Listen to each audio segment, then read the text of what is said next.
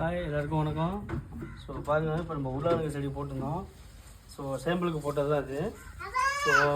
So பாருங்கள், செடி நல்லா வெள்ளத்துக்கு வளர்ந்துட்டு சரி இப்போ நம்ம பிடிங்கி பார்த்தோம் கிழங்கு வந்திருக்கான்னு.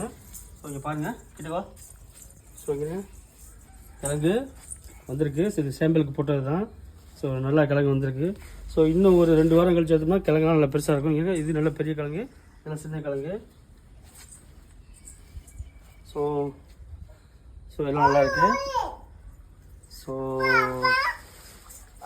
இதை கட்டு, இதை பாருங்கள், இதெல்லாம் வந்து புதுசாக பதியம் போட்டது. ஸோ நம்மளுக்கு இப்போ ஐடியா தெரிஞ்சு போயிட்டு இப்போ. ஸோ இந்த பாருங்கள், செடியே எவ்வளோ பெருசாக இருக்குது. ஸோ இன்னும் 2 வாரம் போனால் தான் அந்த கிழங்கு நல்லா பெருசாக இருக்கும். ஸோ நம்ம இன்றைக்கி எடுத்து பார்த்து சாம்பிளுக்கு எடுத்து பார்த்தீங்கன்னா நம்மளுக்கு தெரியல. ஸோ கிழங்கு எவ்வளோ பெருசாக இருக்குன்னு அதெல்லாம் சாம்பிளுக்கு எடுத்து பார்த்தோம். ஸோ நல்ல அந்த ரிசல்ட் வந்துருக்கு, நல்லா வந்திருக்கு. 2-3 கிழங்கு நல்ல பெரிய கிழங்காக இருக்குது.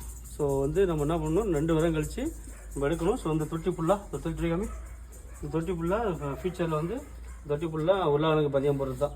உருளைக்கிழங்கு மட்டும்தான் அந்த தொட்டி. ஸோ வீடியோ பிடிச்சிருந்தால் லைக் பண்ணுங்கள், ஷேர் பண்ணுங்கள், கமெண்ட் பண்ணுங்கள், சப்ஸ்கிரைப் பண்ணுங்கள். ஸோ இது பேலன்ஸ் செடியெல்லாம் அப்படியே விட்டுருக்கு.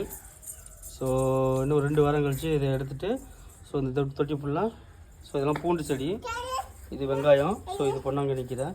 ஸோ இதுதான் புதுசாக பதியம் போட்ட உருளைக்கிழங்கு. ஸோ நம்ம ஃப்யூச்சரில் இது ஃபுல்லாக உருளைக்கிழங்கு பதியம் போடணும். நம்மளுக்கு ஐடியா தெரிஞ்சுட்டு எப்படி பண்ணிட்டு. ஸோ நன்றி, வணக்கம்.